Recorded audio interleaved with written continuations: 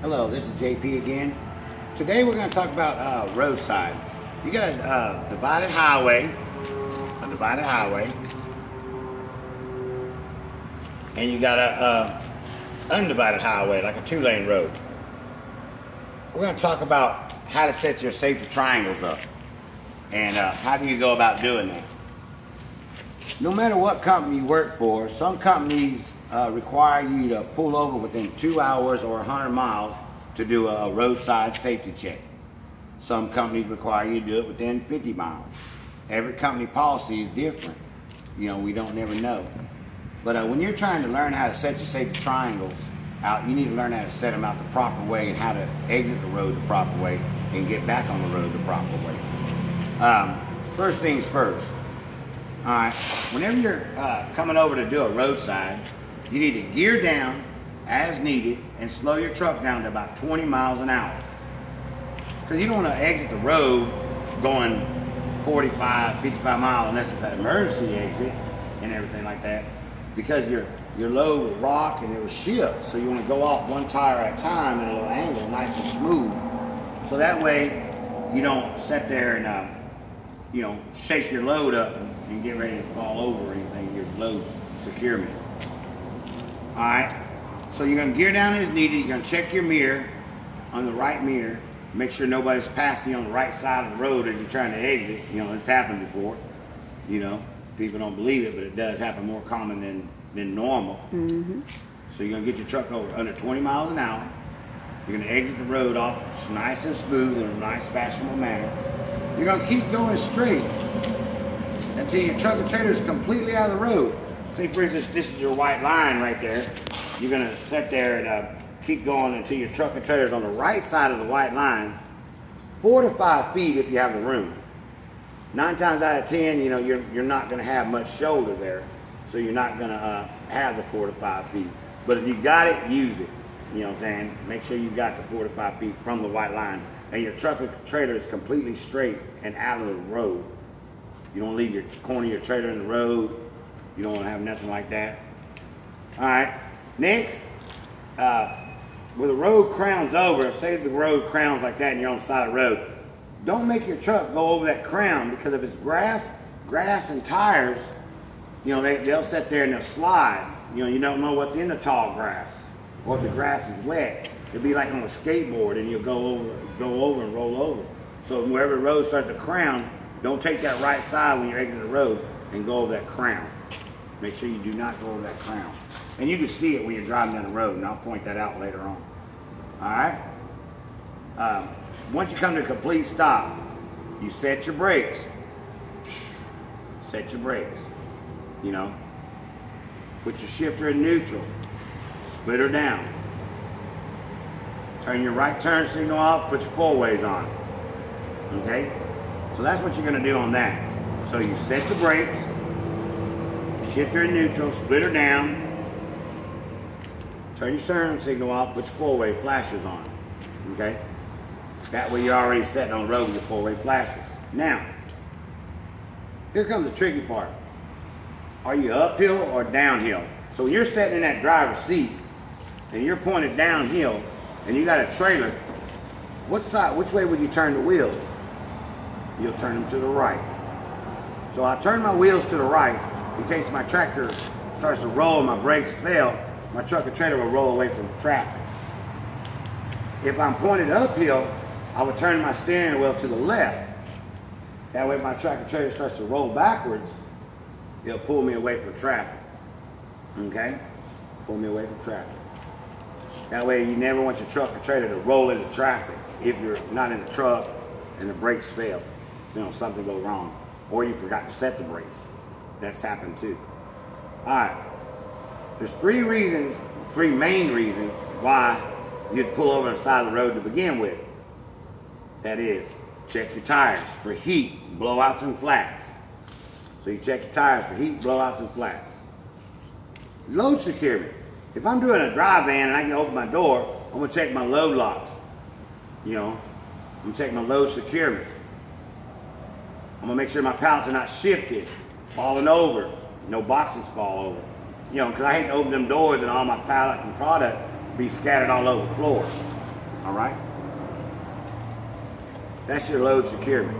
If I was doing a flatbed, I would check my safety chains, my straps, my tarps, you know, make sure my bungee cords are all tight, make sure my load is not shifted left or right, make sure everything is not falling over, you know, things of this nature. If I was doing hazmat, I would check my plat cards, make sure all four sides, the front, the rear, the left, the right, make sure my plat cards are all present, and make sure they match my bills. So I'm gonna make sure they match my bills. And if one was to blow away or fall off the truck or whatever, I'm gonna make sure I put that correct plat card back up.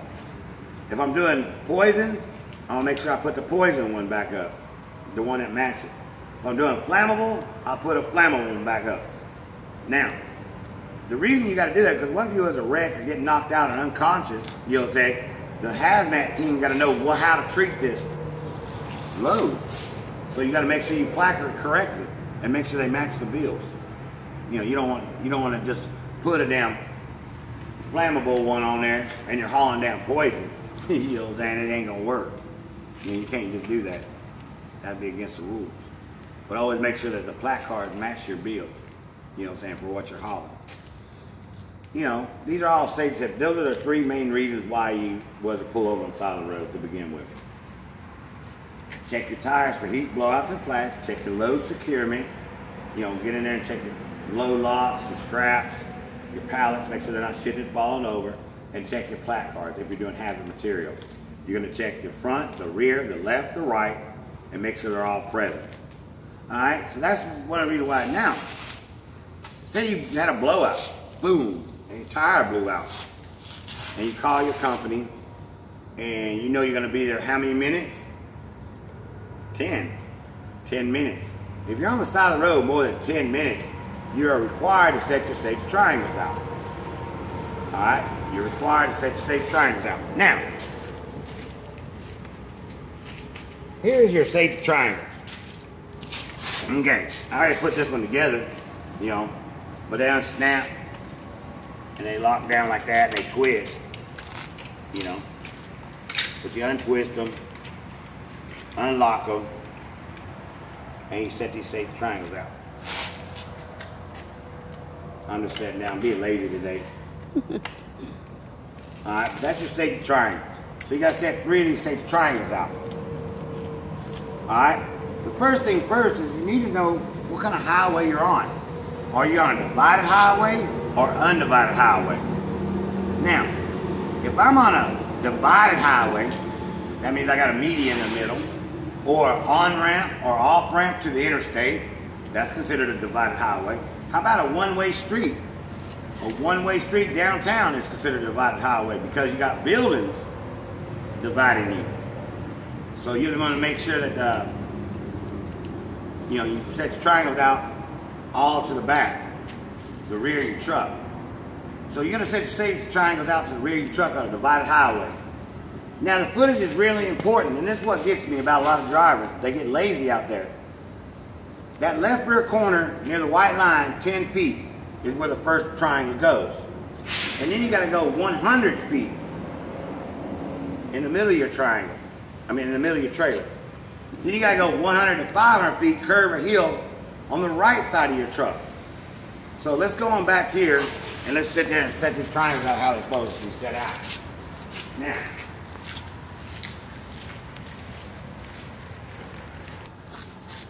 this triangle never changes. The very first one. It's always 10 feet from the left rear corner of your truck, near the white line.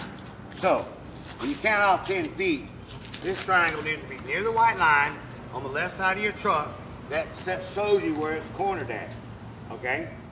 So that sits there and marks this corner right here. This triangle never changes if it's on a divided highway or undivided highway. That 10-foot one always has to be here. So the best way to do it is like 3 steps, you know what I'm saying? That'll give you about 10 feet because everybody strides about 3-foot stride, 2.5-foot stride. So you ain't sitting there going like this down the road trying to count the footage, you know what I'm saying? You think of it, just take about 3 steps and a little bit and then set it down. You know what I'm saying? So that's where your first triangle will go. All right, I'm going to go ahead and borrow instead of going back up there and get another triangle. gonna grab me a cone. Now the triangles are up there in the truck, but I'll just try to show y'all. So the next thing you're gonna do is your next triangle, it's gonna go 100 feet in the middle. So to me, I'm gonna step off about 33 feet steps, you know what I'm saying, get about 100 foot. You know, that way you know. So I'm gonna go.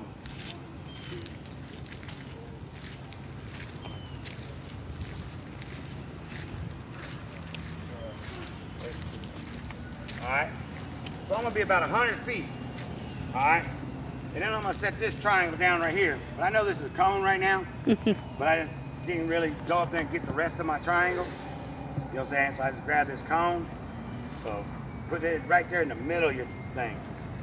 Then you go another one.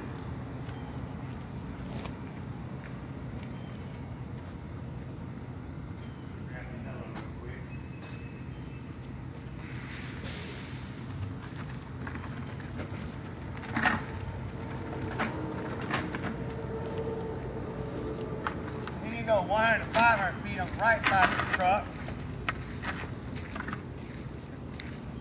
Place it on the right side, another 100 to 500 feet, curve or heel. So a curve or a heel, right?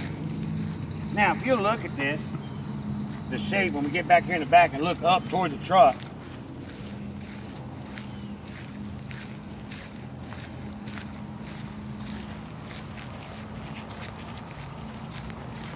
right here. So when you're looking down through and you're coming down the road, and you look down, those triangles are in a 45-degree angle from left to right.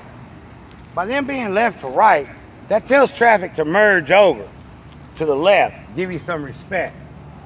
So now the traffic will merge over and tell people to move on over, right? All right. Why is it so important to put these triangles in this position? Well, if you got a flat tire, that gives that service truck room to swing in between the triangles, pull beside you, fix your tire, and he lets you get on about your marriage. You got to protect him too. Plus, it's the law.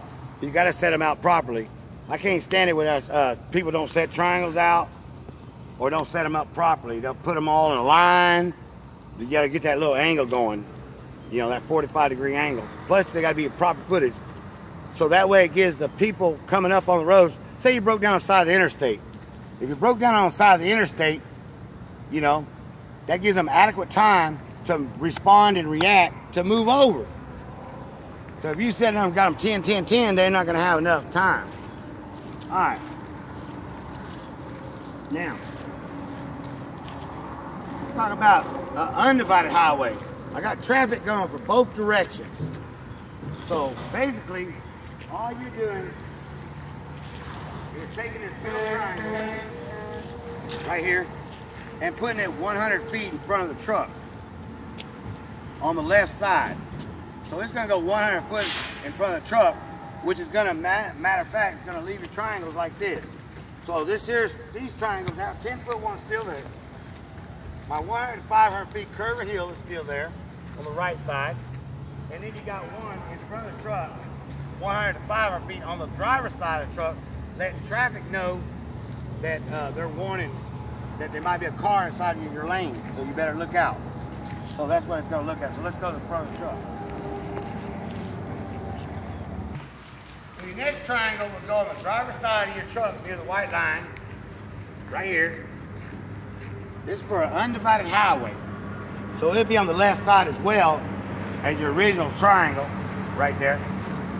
So you got one triangle, 100 to 500 feet, curve or heel on the left side of your driver's side of your truck, and you got that 10-foot one back there, and you got the 100 to 500 feet curve or heel. That lets traffic know this way, hey, there might be someone in your lane, you better look out. That lets traffic that's moving over and giving you some respect because you broke down. I better watch out, there might be a car coming and go around you. But that's on a 2-lane road. It's like an undivided highway. All right, now, which triangle would you pick up first? You always want to pick the furthest triangle from you and work your way back to the truck. So whatever triangles are further, 100 to 500, you never know where the curve or the heel is going to be at when you break down. If I knew where I was going to break down every time, I'll go ahead and have a service truck there waiting on me. You know what I'm saying? Right. So let's go ahead and just pick the triangle up. Work your way back to the truck. And then you put the triangles back up. But anyway, this is where your triangles go. You can see the rest of my triangles right there. I just didn't grab them out.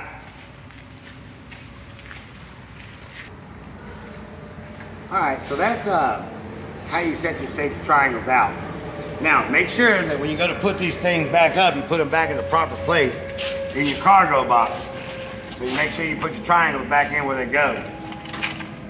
You know, and then lock them down and secure them, right? And that's how you set your safety triangles out for Undivided Highway and Divided Highway.